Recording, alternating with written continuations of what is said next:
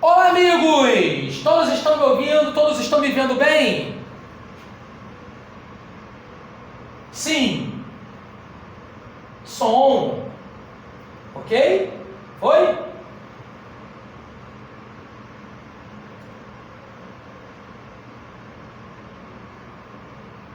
Tá piscando aqui. Tá me ouvindo? Estão me ouvindo? Voltou! Show de bola! Então, meus amigos, vamos lá! O que eu estou falando para a galera? Nossa aula agora é aula de orientação educacional, OP e séries iniciais. Se você não se enquadra nesses três, pode ir no banheiro, vai fazer um lanche, vai descansar um pouquinho, esticar suas pernas, brincar com o cachorro, ensinar palavrão para o papagaio ou fazer uma oração, dar uma revisada na matéria, mas não assiste essa aula para não confundir tua mente, beleza? Porque agora estamos falando para o pessoal de OE, OP e séries iniciais, beleza? Amigos, claro, a avaliação. Isso vai estar na sua prova, ok? Tá? O que temos que entender sobre a avaliação? Prevalecer critérios qualitativos sobre os quantitativos. Então, qualitativo vai prevalecer sobre o quantitativo. Ponto. Legal? Tranquilo? Show? Bacana, né? Bem legal, maneiro, tá? Não achei os exercícios de conhecimentos pedagógicos. Não tem, né? Não tem, é porque não tem, tá? A aula de conhecimentos pedagógicos eu vou focar mais a parte realmente de explicação, tá bom? Bom, e a avaliação, meus amigos? O que acontece sobre o aspecto de avaliação? A avaliação, ela é sempre necessária, porém, ela tem que ser flexível. Flex, ok? A avaliação é flexível. Por quê? Porque se a avaliação não está sendo como o pessoal imagina que seja, com a eficiência, consequentemente você vai flexibilizar a avaliação, a forma de avaliar. Beleza? Legal, gente? Tranquilo? Então são características importantes, legal? Que nós teremos sobre esse aspecto, legal? Então tá lá, ó, a avaliação é sempre necessária, porém é flexível. Ponto. E claro, se liga aí, ó. Olha lá. Formas de avaliação. Temos diagnóstica, temos formativa, temos somativa. Lembra? O que é uma avaliação diagnóstica? É uma avaliação preliminar, tá? Essa aula não vai ter exercício não, tá, gente? Beleza? Avisando aí a Glória, a Agatha e o pessoal, ok? Essa não vai ter não. A gente já teve exercício demais aí na outra parte aí. Beleza? Ó, diagnóstico é uma avaliação preliminar, voltada para iniciar um trabalho. Ok? A avaliação formativa, que é ao longo do processo. Essa avaliação aqui formativa é aquela mais flexível que tem. Porque ela é ao longo do processo. E a avaliação somativa. A somativa, que é a avaliação que nós conhecemos como classificatória. Ok, galera? Fluiu? Maneiro? Então, característica que nós temos. Tá? Bom, nesse aspecto de avaliação, aí temos aqui também, ó. Planejamento. O que é o planejamento? Planejamento, ele é exatamente para quê? Para evitar improvisos. Ele tem a função de evitar improvisos por parte do professor, por parte do docente. Exatamente por conta disso, legal? Nós temos a característica de planejamento. Vamos lá, a galera perguntando, né? Eu acredito que sim, depois das 18 será essa aula aí que você está perguntando aí, tá, Floriza? Ok? Vamos lá. Evitar improvisos. É a relação do planejamento, tá? Exatamente porque ele tem por objetivo o quê? Prever ações, tá? E o planejamento, assim como a avaliação, ele é o quê? Sempre necessário. Porém, também é o quê? Flexível. Ok? Legal? Característica que nós temos de grande importância. Legal? E nós temos as etapas do planejamento. Planejamento começa com o quê? Com diagnóstico. Que é você lançar um olhar sobre o aluno.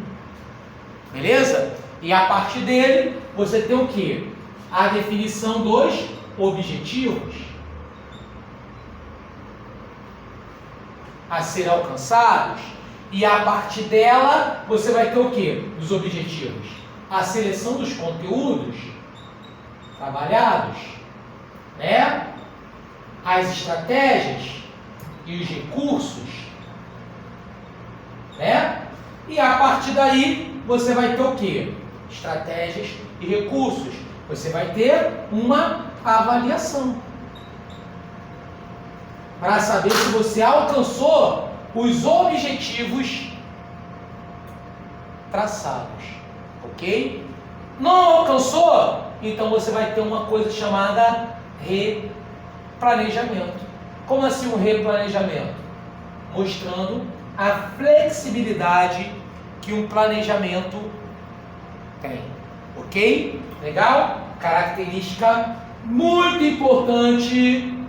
Tá aí o print para a galera e que a gente tem que detalhar sobre isso. Outra coisa importante, interessante para ser dito aqui é o assunto, o tema a aprendizagem. Sobre o aspecto da aprendizagem, todo mundo bebe cachaça do mesmo alambique. E qual é o alambique da educação hoje? Qual é o alambique da educação? Fala sobre aprendizagem significativa, que é diferente da aprendizagem mecânica. A aprendizagem significativa é aquela que estabelece conexão entre o saber formal e a realidade do aluno. Saber formal e a realidade. Estabelece conexão entre o saber formal e a história do aluno, entre o saber formal e os conhecimentos prévios. Diferente da relação mecânica. A relação mecânica, ela tem, né, uma preciosidade maior na relação do fazer. Não necessariamente encontrando e buscando sentido naquilo que você faz. A relação mecânica é aquela que se baseia no processo de repetição. Então, como a Cássia Eller canta aquela música lindíssima do Nando Reis, é uma índia com colar e que ela faz milhões de vasos sem nenhuma flor e sem nenhum valor. O que é isso? é uma relação mecânica, uma relação de reprodução, uma relação que você não encontra sentido naquilo que você faz. Literalmente, você repete mecanicamente. Ponto. Legal? Características muito importantes também para a gente se basear nessa relação de aula, nessa parte gostosinha, show de bola, lindinha, formosa da nossa aula, ok? Meus amigos, você vai encontrar na sua prova essa relação aqui, importante, tá? Sobre as tendências pedagógicas.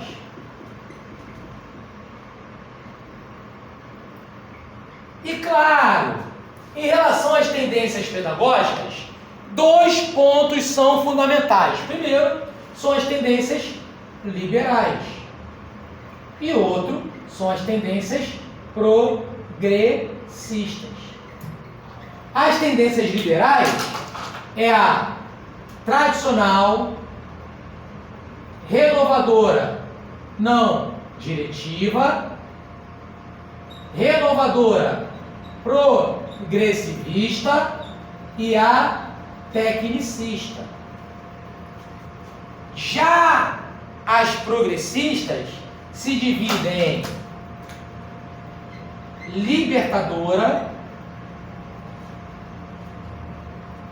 libertária e a crítica social dos conteúdos. Ok? Beleza? Aqui são 4, aqui são 3. Tá? Então vamos lá. O que é uma tendência liberal? Favorável ao sistema capitalista. O que é uma tendência progressista? É uma tendência que quer mudança social. Então, toda tendência que visar ruptura com o sistema é progressista. Toda tendência que visar, beleza? Se adequar, se ajustar, preparar moralmente para ocupar o papel na sociedade, corresponde a uma tendência liberal. Ok? Tendência liberal tradicional. Vamos lá? Manutenção do status quo, manutenção da ordem social, tá? Centro, professor, o aluno, uma tábula rasa, um vazio a ser preenchido pelo professor, ok? Paulo Freire criticava, chamando essa tendência tradicional de uma educação bancária, pois como banco, o aluno só recebe dinheiro. Nesse caso, recebe ali a informação sem qualquer crítica, ok? Sem qualquer análise. A informação é passada como uma verdade absoluta e incontestável, ok? Tendência renovadora não diretiva, Carl Rogers, também chamada de escola nova, é aquela que se baseia na relação de mudanças de percepções da realidade, é aquela que se baseia na relação da facilitação da aprendizagem, aonde o centro não é o professor, o centro passa a ser o aluno, ok? Tranquilo? Renovadora progressivista, o centro também é o aluno. Mas nessa relação aqui, de Jean Piaget, John Dewey, ok? Entre outros, você tem o quê? Justamente a relação baseada no ensino, sendo proposto desafios.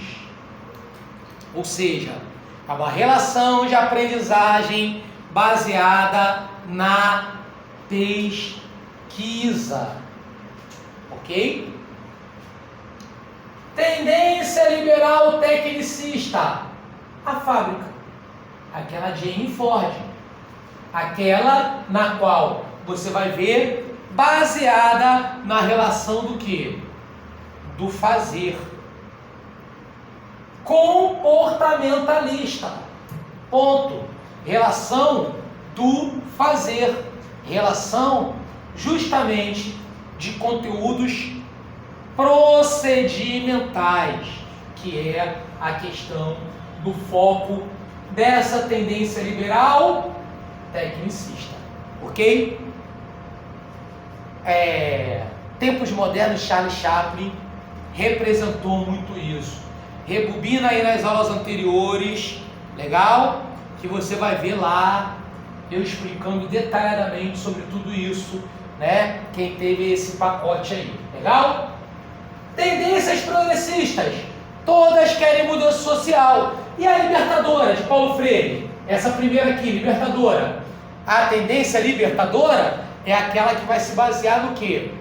Mudança do pensamento coletivo para mudar a sociedade. Ok? Vácuo. Mudança do pensamento coletivo para mudar a sociedade. Já a tendência libertária é a mudança do pensamento individual para mudar a sociedade. Olha o macete. Libertadora, o coletivo. Libertária, ou a, né? Libertari, a, ou i. I, I, de individual. Ok? Beleza? Tranquilo? Ana Clara, alguém tem os gabaritos anteriores? A galera tem, manda para vocês aí, tá, Ana?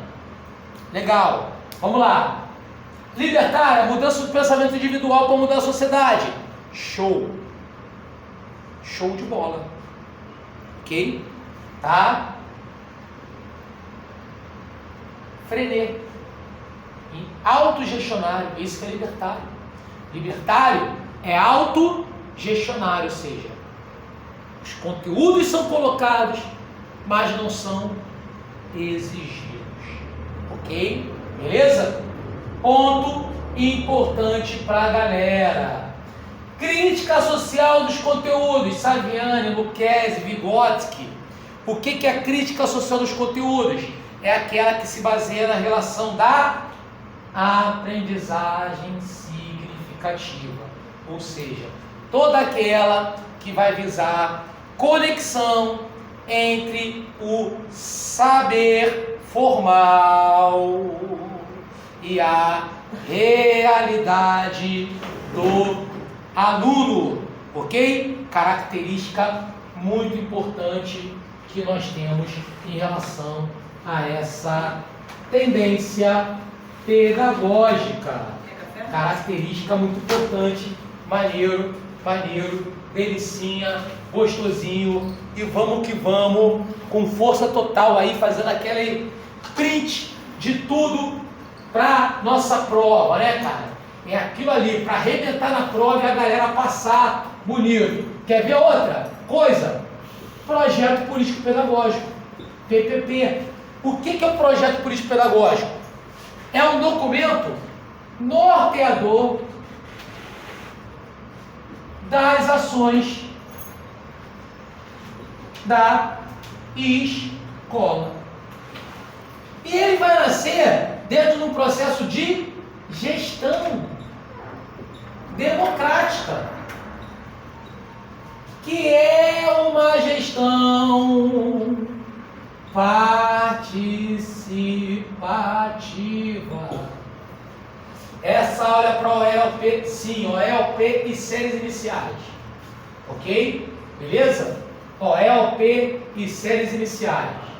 Tá? Gestão participativa. O que denota ao quê? A participação de todos na sua elaboração. Mas, Anderson, esse termo todos vai cair? Não, ele vai citar um por um. Como assim um por um? Comunidades locais, membros, comunidade escolar, membros da sociedade, intelectuais, pensadores. Galera, atenção, olha o macete. Olha o macete! Você vai assinalar a alternativa que tiver mais gente participando da elaboração do projeto político-pedagógico. Claro, quanto mais gente participar, mais democrático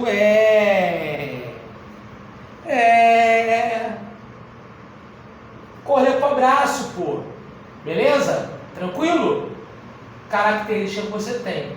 Anderson, como assim nortear as ações da escola? Vai nortear o currículo das escolas, a organização do Grêmio Estudantil, né? Vai dos processos de decisão, beleza? Da estrutura organizacional da escola, ok? Ou seja, os marcos referenciais, justamente ligados ao quê? A essa atuação da escola junto à sociedade. Portanto, é exatamente a relação do chamado papel social da escola. Ou seja, a escola não pode mais ser vista como parte da sociedade, mas sim como parte integrante da sociedade. Ok? Legal? OE trabalha com alunos e suas famílias, sim. OP com o corpo docente, sim. Beleza. O pessoal colocando ali também, tá? E assuntos aí que a gente está colocando aí nessa dicas finais de conhecimentos pedagógicos, né? Pra galera aí, dicas finais que eu digo pré-finais, né? Que ainda é sexta-feira, né? Afinal mesmo é no sábado. Ok? Bom, amigos, característica que nós temos, característica que nós observamos. Quer ver, ó? Se não cair na tua prova, cairá na do coleguinha. Se não caiu na do coleguinha, cairá na sua. Currículo.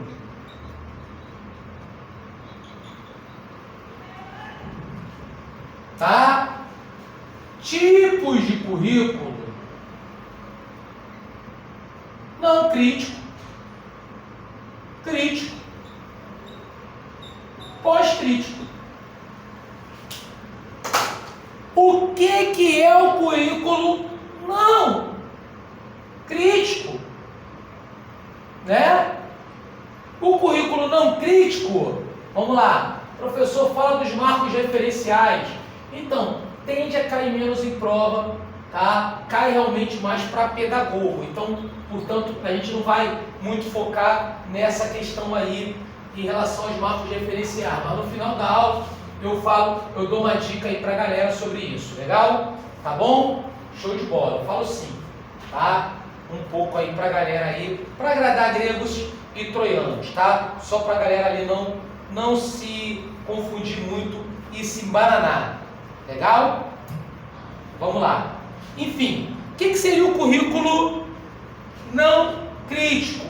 Currículo não crítico é exatamente o currículo que nós temos relacionados ao quê? Relacionados a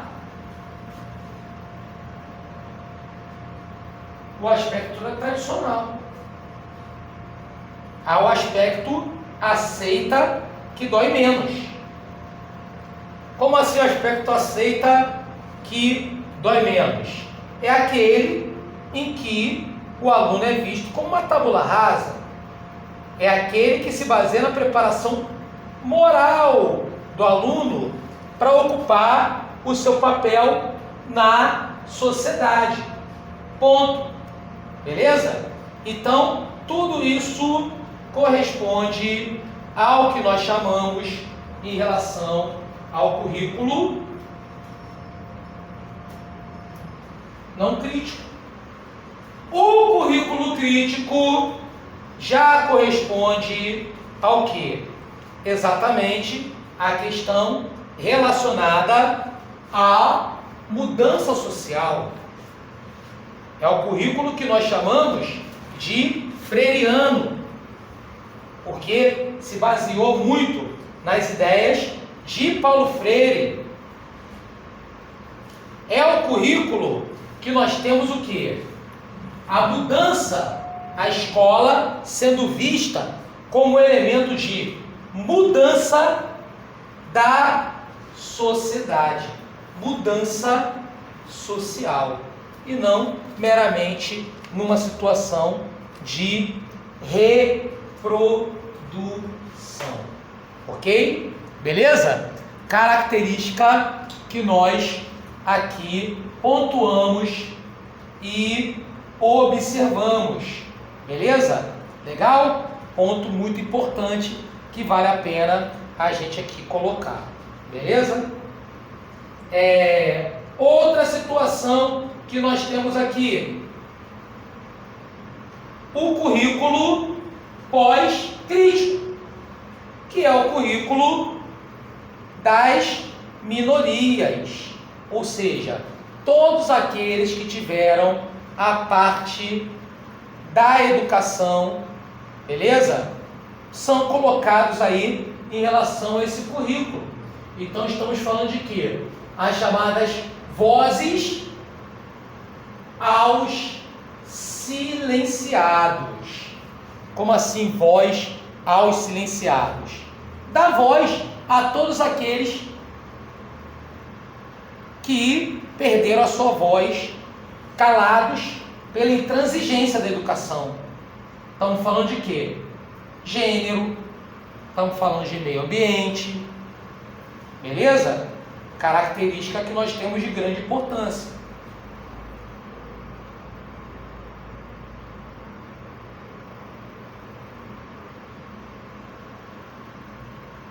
Então são pontos muito importantes que nós temos que entender sobre o aspecto currículo.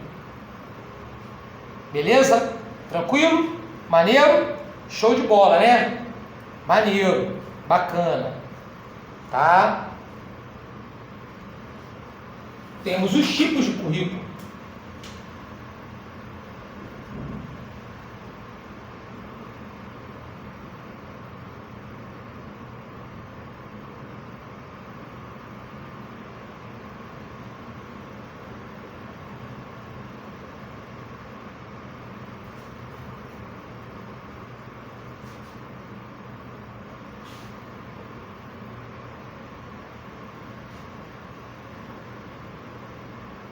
Né?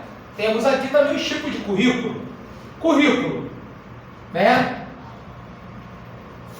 Oficial, currículo oculto, currículo real. O que é o currículo oficial? Currículo oficial é todo aquele estabelecido pelo sistema de ensino. Ponto. Beleza? Todo aquele estabelecido pelo sistema de ensino, trata-se do currículo oficial, tá? Beleza? Currículo oculto são as manifestações no ambiente escolar, ou seja, aqueles que são manifestados pelos alunos. Ok? Legal? ou seja, a bagagem do aluno. Por isso que ele é chamado de currículo implícito. Grave no teu coração. Já o currículo real, que é chamado de explícito, beleza? Tranquilo? É justamente o quê? O chamado de currículo que ocorre verdadeiramente em sala de aula. Porque você tem o quê? A questão explícita, que reúne tanto uma relação oficial quanto uma relação real. Ok? Beleza? Fluiu, galera? Bacana? Tranquilo, né? Muito legal, muito legal. Maneiro. Deixa eu ver aqui algumas observações aqui. Beleza? Vamos lá. Pessoal perguntando aqui, né? Marco referencial, né? Vamos lá. Marco referencial, nós temos o marco referencial situacional, conceitual e operacional, correto? O que seria o marco referencial situacional? É ligado principalmente para questões econômicas, políticas, ou seja, questões genéricas, mundiais, nacionais, né? Tem a ver com o quê? Com a situação que você tem, tá? O que seria um marco conceitual? Seria a base teórica para a formação do marco referencial do PPP, ok? E, consequentemente, o marco operacional são as chamadas linhas de ação, ou seja, em quais linhas de ação serão colocadas em prática aquela relação do PPP, atendendo a minha colega aí, Jéssica Castro, que fez a pergunta, né? Só para a gente não quebrar o raciocínio na hora, respondi agora. E vamos que vamos. Bonito. Dando sequência a tudo isso. Legal, gente? Maneiro? Dúvidas, perguntas, colocações, comentários? Fala comigo que eu te respondo. Beleza? Fala comigo, tá? Manda aí o teu zap, manda aí o seu negócio aí, né? Na telinha, que eu vejo e te respondo com todo amor, carinho e total atenção. Legal? Vamos lá, galera. Bom, falamos de currículo, né? Sim. Então agora vamos falar de outra coisa. Vamos falar de teoria da aprendizagem, né? Deixa eu só desligar aqui, para dar uma recarregada aqui, que eu não sei porque não está recarregando essa porcaria. Vamos lá.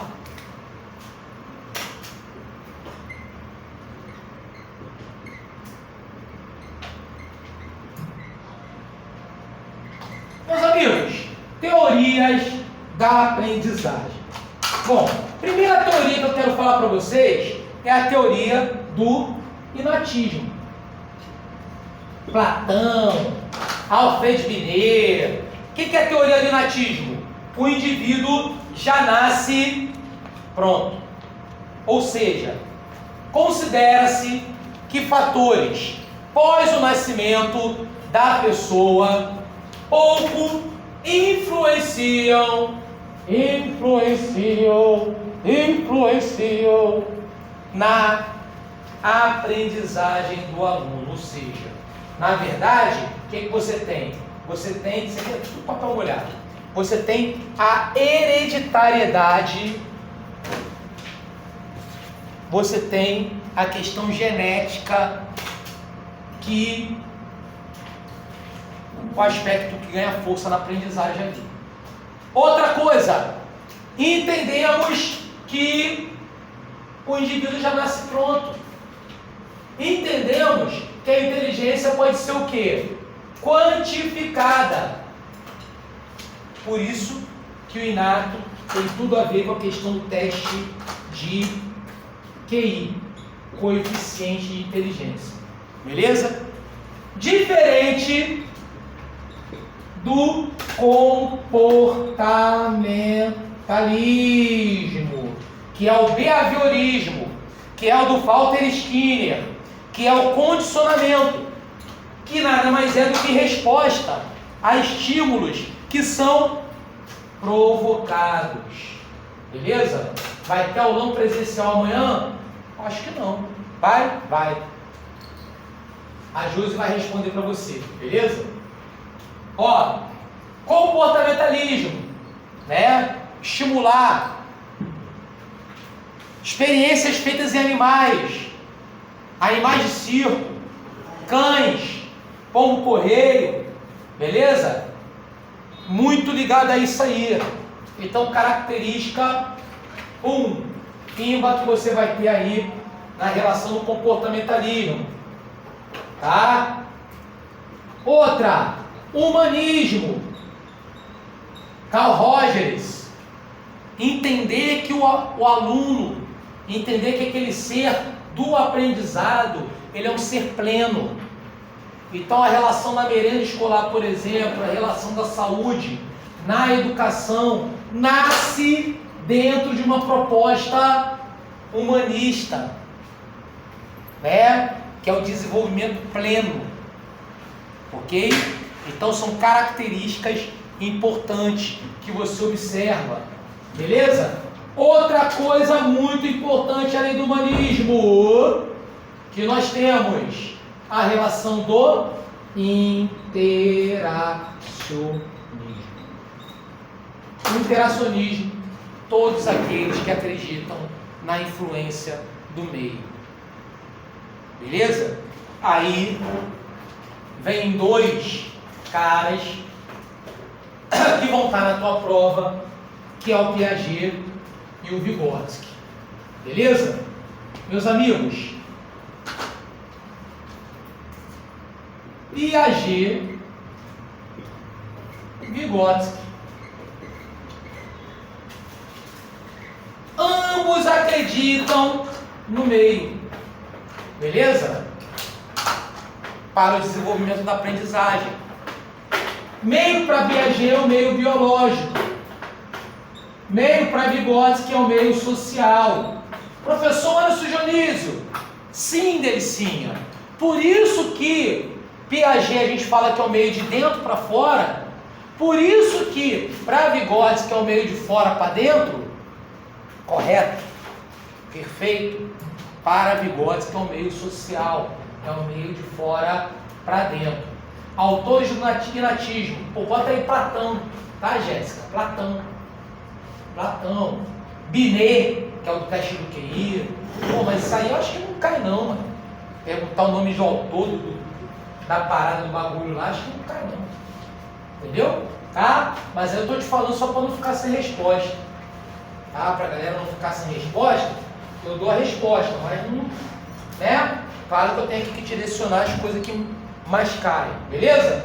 Bom, Piaget, o desenvolvimento precede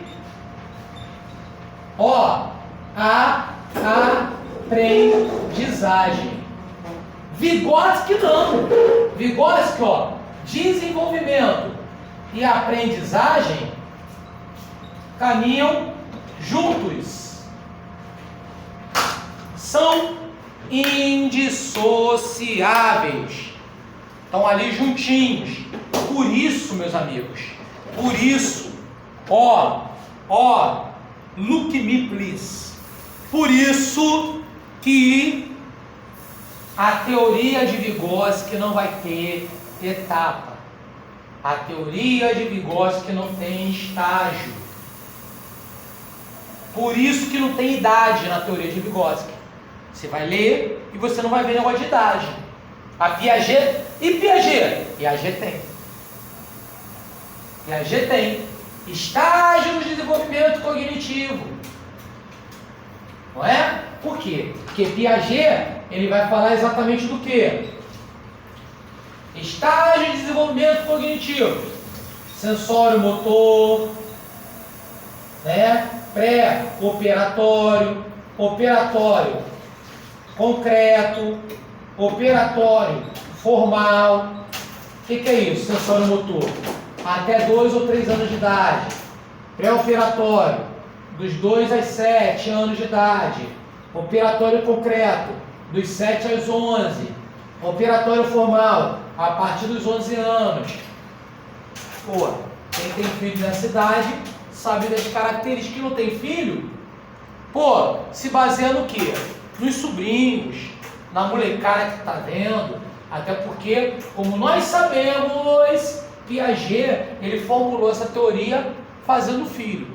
Fazia filho, via o filho crescer, né? Comprava o leitinho dos filhos, fazendo teoria, observando os filhos ali crescendo e as características. Sensório motor. Sentidos, locomoção. Pré-operatório, egocêntrico. Operatório concreto, São Tomé. Porra, Anderson, como assim São Tomé? É o ver para crer. Tátil, visão, reduz o egocentrismo, né? Não entende a figura de linguagem, correto? Operatório formal, abstrações, interpretações, conexões, correto? Ponto. Vygotsky não tem nada disso. Vygotsky, temos as zonas de desenvolvimento. Zona de desenvolvimento real. Zona de desenvolvimento potencial. E a zona famosa de desenvolvimento proximal. O que é isso? Zona de desenvolvimento real. Tudo aquilo que o aluno, que a criança faz com autonomia. Fez sozinho, está na zona real. Zona potencial do desenvolvimento. Tudo aquilo que o aluno consegue realizar com ajuda. Processo de mediação do professor. Ajuda. Né? Ajuda de quem, pô? Do professor, de outro aluno, dos pais. Ajuda, pô. Beleza? Ajuda. Ajuda. Ok? Zona de desenvolvimento proximal. Até por isso que propositalmente eu botei no meio. Aqui, ó. É definido como a distância entre a real e a potencial. Como assim distância? É aquilo que eu sempre falo e vou repetir aqui mais uma vez, galera. Se liga. É a hora que o aluno parece que está de sacanagem com a tua cara. Como assim? Passou uma atividade pro moleque, o moleque fez. Opa! Tá na real. Afinal de contas fez. Daqui a pouco passou a mesma atividade e ele não fez. Se ele não tiver de sacanagem com a tua cara, ele está na zona proximal. Por quê? Porque ele está oscilando. Ora ele faz, ora ele não faz. Ora ele faz, ora ele não faz. Por isso que é definida como a distância entre a zona real e a potencial. Amém? Amém. Bacana. Show de bola. Tema para cair na sua prova. Em sua prova, que seja. Ok? Legal? Então, características que temos aqui que pontuar. Beleza? E que temos aqui que focar bastante para a galera. Legal? A teoria de Piaget se baseou muito na obra de Charles Darwin. Logo, né? O que você tem aqui? Né? Piaget, ele fala sobre a relação do processo de adaptação. Para estudar dói. É isso que ele quer dizer. Estudar, aprender, tem a ver com adaptação. Né? Assim como uma espécie vai se adaptar ao meio. Charles Darwin. Ok? E obviamente, a adaptação tem a relação do desequilíbrio. Para você chegar no equilíbrio. Na equilibração de Piaget. Ok? Legal? E para que isso ocorra, existem dois processos que são dentro da adaptação, que é o processo de assimilação e o acomodação. O que é o processo de assimilação? Incorporar novos conhecimentos àqueles que você já tem. Toda vez que você integra, que você incorpora, Anderson, isso, incorpora novos conhecimentos, aqueles que você já tem, você está assimilando. Quando você muda padrões comportamentais, os esquemas mentais, as formas de pensamento, você está passando pelo processo de acomodação. Professor, antes dessa aula, eu pensava de uma forma, hoje eu penso de outra. Você passou pelo processo de acomodação.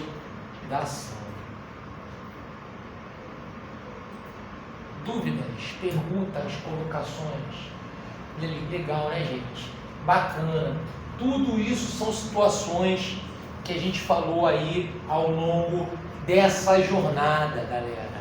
E você que, ao invés de ficar acompanhando a Fazenda, ao invés de ficar acompanhando Big Bosta, ao invés de ficar acompanhando novela, ficou acompanhando o professor Anderson Dionísio, ficou acompanhando as aulas do curso. Pô, meu irmão, você está revisando, está surfando na onda, cara.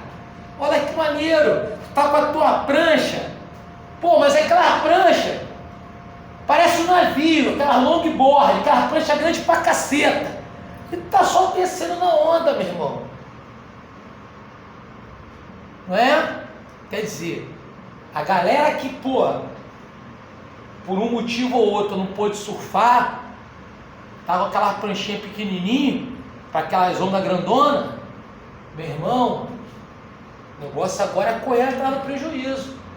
Pega as aulas anteriores, vai lá, dá uma revisada, assiste os vídeos, beleza? Feitura de questões, vai para dentro aí dos projetos, porra. Vamos pra guerra, meu irmão. Não é tudo perdido também não é para entregar os pontos não, porra. Né? Mas ó, tô te dando consciência, meu irmão. A onda é grande pra cacete e a tua prancha é pequenininha, não é? Agora, o cara que já vem trabalhando é aquela longboard, aquela prancha grande pra cacete, pô, grande, enorme. É igual a história da formiguinha e da cigarra. Quem não conhece essa fábula, né? Procura ver lá a fábula da cigarra que só queria cantar e a formiguinha que estava trabalhando, cada dia fazendo uma coisa. E a cigarra protelando, até que o inverno chegou, meu irmão. Não é? E a cigarra se lascou, né?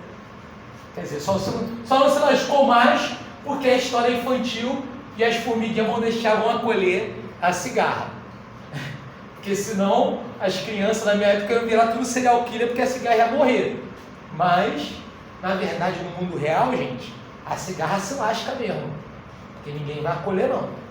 Beleza? É a única diferença da fábula para o mundo como ele é. Ok? Então, ponto. Vai estar na tua prova, se não tiver, vai estar na do coleguinha e vice-versa. Beleza? Domingo vai estar lá. Ó, falar de mais duas coisas aqui para estar na tua prova e tá bom por hoje. Já falei pra caramba. Quer ver? Ó, galera, lembra? Multidisciplinaridade, pluridisciplinaridade, interdisciplinaridade, transdisciplinaridade. Galera, integração de saberes. integração de saberes. O que é a multidisciplinaridade? Você coloca um assunto, um tema, só que cada disciplina trabalha o tema separado. Então, ciência trabalha separado de geografia, que trabalha separado de história, tudo separado. Pluri é um tema que também trabalha separado, tá? Que também trabalha separado, mas existe o quê? Uma conexão entre elas. Ou seja, chega um determinado momento em que tem um tira-dúvida, tira-tema sobre aquela situação. Beleza? Interdisciplinar trabalha integrado. Então, se as disciplinas se juntam, se integram e trabalham, pode ser duas, não importa o número de disciplinas, está interdisciplinar. E a trans? A trans, ela está tão integrada, meu irmão, integrada pra cacete mesmo, compadre. Como assim pra caramba? Ela é tão integrada que você não tem uma percepção de como quando começa uma e termina a outra. Exemplo, muitas atividades de educação infantil. Quando o cara manda desenhar à mão, quer dizer, ali ele trabalha número, higiene, sinais, tudo. E o cara vê como o aluno vê como uma atividade só. Tamanha a sua integração. Ok? Beleza? Por fim, vamos falar de bullying. Bullying. Meus amigos, bullying é uma prática violenta e intencional. Claro que essa violência pode ser manifestada de várias formas: física, psicológica, não é? Perfeito? Até porque nós temos aí alguns tipos de bullying. Tá aqui, eu anotei para não esquecer, que é a questão física, né? Moral, psicológica, material. Pegou meu lápis, quebrou meu negócio, escou meu negócio. Verbal, social. Ah, o fulano é pobre, outro é rico. Sexual. Ah, viado, sapatão. Preconceituoso. Ah, é preto, crioulo, safado, sei lá o quê. Familiar. Ah, sua mãe é filho de não sei o quê, filho do...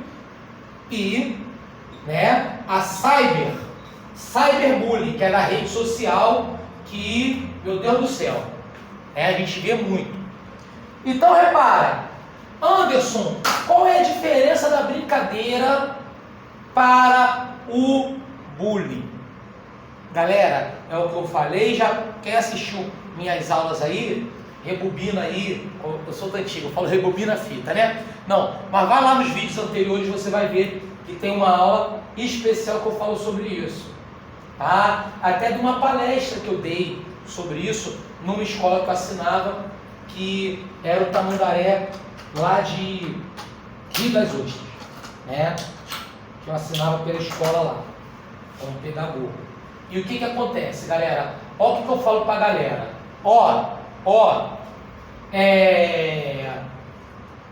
Qual a diferença entre brincadeira e bullying? Brincadeira é quando os dois riem, quando os dois estão brincando. Aí é brincadeira.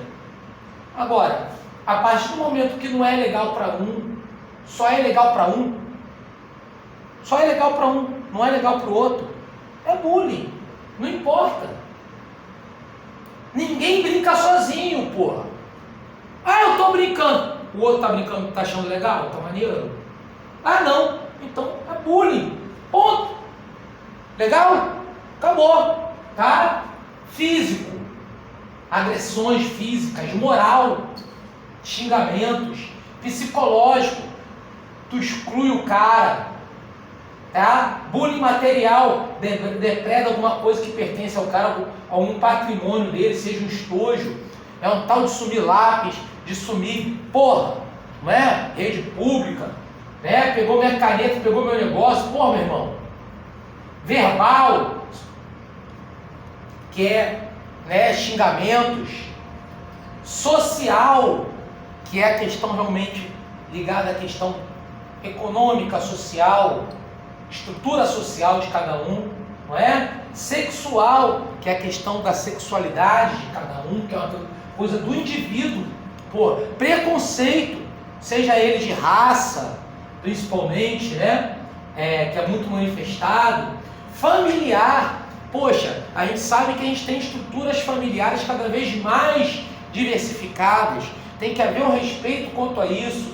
Então, por exemplo, a mãe do cidadão é uma mãe solteira, o outro pai, o pai é casado com um homem, porra, né? E o cyberbullying, que é uma grande difamação por conta da gente viver nessa grande aldeia global, que é um termo que eu ouvi pela primeira vez no início dos anos 90, tá? Que a Terra se tornou uma aldeia global, que de fato se tornou, né? De forma que uma coisa se espalha com uma velocidade, uma amplitude, que às vezes é uma mentira, mas a retificação da verdade não tem uma amplitude tamanha a ela, não é verdade? Exemplo, nós temos a situação da Marielle Franco, quando houve uma difamação dela, um exemplo, tá?